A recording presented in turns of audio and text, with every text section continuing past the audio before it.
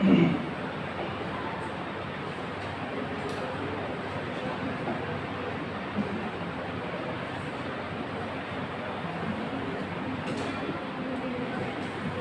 Body surface पे थी तो उसकी सेंटर से डिस्टेंस कितनी रही हो कैपिटल आर। स्मॉल जी का suppose small G is the value at the centre of at the surface of the अर्थ।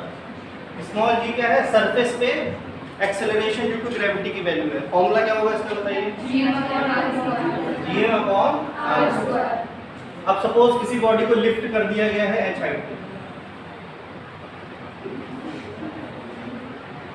यहां से यहां h हाइट पे लिफ्ट कर दिया गया। अब बताइए सेंटर से डिस्टेंस कितनी हो जाएगी बॉडी, तो कहीं ना कहीं मान लेते हैं यहाँ पे बॉडी स्मॉल एम मास की चली गई है, तो स्मॉल जो जी डैश की वैल्यू है या फिर स्मॉल जी की वैल्यू है वो चेंज हो जाएगी। अब फॉर्मूला क्या हो जाएगा, capital G r plus h का whole square. Suppose this is first equation and this is second equation. अगर मुझे वेरिएशन पता करना है कि जी में चेंज क्या है, तो दोनों को क्या करते हैं, आपस में डिवाइड करते हैं। So dividing equation 2 by 1, so g dash upon g will be equal to gm upon r plus h whole square divided by gm upon r square. Okay, gm and gm will be cancelled out, so g dash upon g will be equal to r square upon r plus h whole square. This is the general formula of variation of g with amplitude. You can clearly see यहाँ पे denominator देखिए क्या है, h की value बढ़ेगी तो denominator बढ़ेगा। Denominator की वैल्यू जब बढ़ेगी तो ओवरऑल रेशियो किससे 1 से कम हो जाएगा कि नहीं। क्लियरली हम देख सकते हैं g डैश की वैल्यू जो है, g डैश की वैल्यू जो है वो g से कम होती जाएगी। जैसे जैसे h की वैल्यू बढ़ेगी वैसे वैसे g डैश की वैल्यू स्मॉल g से कम होती जाएगी। ठीक है, तो इससे क्या कंक्लूजन निकाल सकते हैं, the conclusion is that with the increase in the height of the body, या फिर कह सकते हो जैसे एल्टीट्यूड बढ़ेगा बॉडी का सरफेस से वैसे वैसे स्मॉल जी की वैल्यू कम होगी। ये फॉर्मूला जनरल है। जब h की वैल्यू बहुत ज़्यादा हो इन कंपैरिजन ऑफ, या फिर h की वैल्यू हाइट कंपैरिजन हो r से, रेडियस ऑफ अर्थ से हाइट जो है बॉडी की वो क्या हो कंपेयर करी जा सके। जैसे आपसे कह दिया है 100 किलोमीटर ऊपर बॉडी चली गई है, तब आप ये वाला फॉर्मूला यूज़ करेंगे। लेकिन कभी कभी क्या होता है, h की वैल्यू बहुत कम होती है रेडियस ऑफ अर्थ के कंपैरिजन में, तो आपको एक दूसरा फॉर्मूला यूज़ करना पड़ेगा। तो उसके बाद हम लोग वाला फॉर्मूला डिराइव करेंगे। ये चीज़ समझ में आ गई कि नहीं, अब वाला फॉर्मूला डिराइव करेंगे। तो the formula is g dash upon g is equal to r square upon r plus h का whole square. This is the general formula. Suppose h की वैल्यू बहुत कम है r से, h is very small in comparison of r। ऐसा हो कि body को ऐसी हाइट पे कह दिया 10 मीटर को उठाया गया, सरफेस से कितने ऊपर है हाइट बॉडी की 10 मीटर। अब 10 मीटर और अर्थ का रेडियस कितना है 6400 किलोमीटर, बहुत छोटा है उसके कंपैरिजन में। तो ऐसा कोई केस हो तो उसके लिए सिंपल सा फॉर्मूला हम लोग डिराइव करेंगे। लेकिन यहाँ से हम लोग क्या कर सकते हैं, g dash upon g,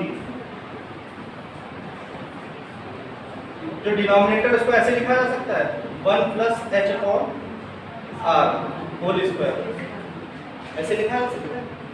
r square can be taken as common, so the denominator can be written like this, r square and r square can be cancelled out, so the formula will be g dash upon g is equal to 1 upon 1 plus h upon r whole square। इसी फॉर्मूले को ऐसे भी लिखा जा सकता है 1 plus h upon r to the power -2। Now applying binomial theorem, binomial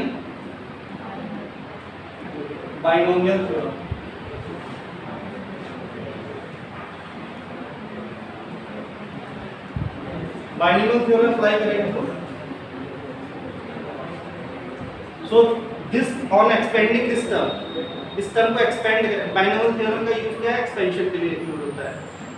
तो 1 प्लस -2 h अपॉन r, इसके आगे टर्म्स कौन से होंगे, वाले टर्म्स होंगे जहाँ पे h अपॉन आर की बहुत ज़्यादा पावर्स हैं, पावर बढ़ती जाएंगी। इसके बाद जो भी टर्म्स आएंगे उसमें h अपॉन आर की पावर क्या होती जाएगी, बढ़ती जाएगी। मैं सीधे सीधे लिख दे रहा हूँ, टर्म्स कंटेनिंग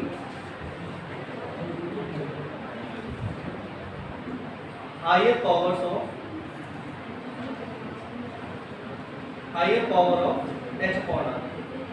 अब मुझे बताइए h बहुत छोटा है आर के कंपैरिजन में, तो ओवरऑल h अपॉन आर की वैल्यू छोटी होगी कि नहीं? जैसे जैसे पावर बढ़ती जाएगी, जैसे 0.1 सपोज है, 0.1 की पावर बढ़ाते जाइए, बताओ इनमें सबसे बड़ा कौन है? 0.1 ही बड़ा होगा। तो जैसे जैसे किसी भी 1 से, जब कोई छोटी क्वांटिटी होती है 1 से या छोटी डेसिमल में कोई चीज़ होती है, उसकी जब पावर बढ़ती जाएगी तो क्या होगा बताइए, उसकी वैल्यू और छोटी होती जाएगी। h upon r is already very small, so the terms containing higher powers of h upon r और छोटे होते जाएंगे कि नहीं होते जाएंगे? तो इन टर्म्स को नेग्लेक्ट किया जा सकता है। तो नेग्लेक्टिंग, इसके बाद हम क्या लिखेंगे, neglecting terms containing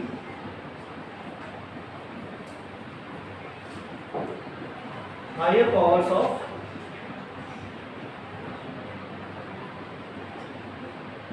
h upon r की जो हायर पावर वाले टर्म्स यानी ये वाले, इनको अगर नेग्लेक्ट कर दिया जाए, फॉर्मूला क्या बनेगा, g dash on g is equal to 1 minus 2h upon r। So g dash will be equal to g 1 minus 2h upon r। ये भी एक फॉर्मूला है हमारे पास। ये फॉर्मूला तब यूज करना है जब ये वाली कंडीशन हो, और फिर अगर h कंपेरेबल हो r से, जैसे किलोमीटर में दिया हो या फिर जब हाई वैल्यू h की होगी, तब आपको जनरल फॉर्मूला क्या यूज करना है, ठीक है। तो अलग अलग कंडीशन में आपको फॉर्मूला यूज करना है।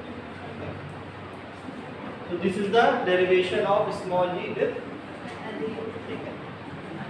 तो अगला डेरिवेशन हम लोग देखेंगे